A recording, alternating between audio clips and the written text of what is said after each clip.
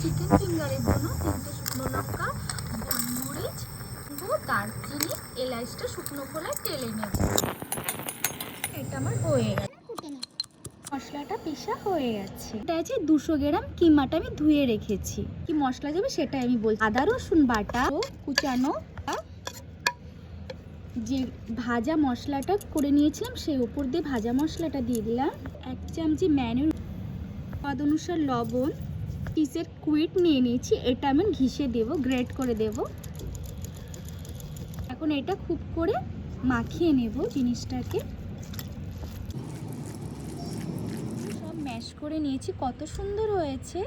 2টো ডিম ফাটিয়ে নেব।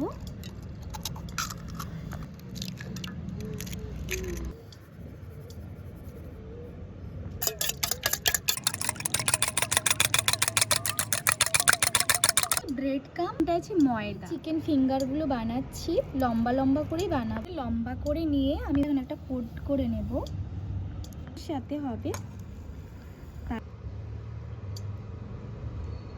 ঠিক আছে, এখন আমি ছেড়ে দিচ্ছি ফিঙ্গারগুলো।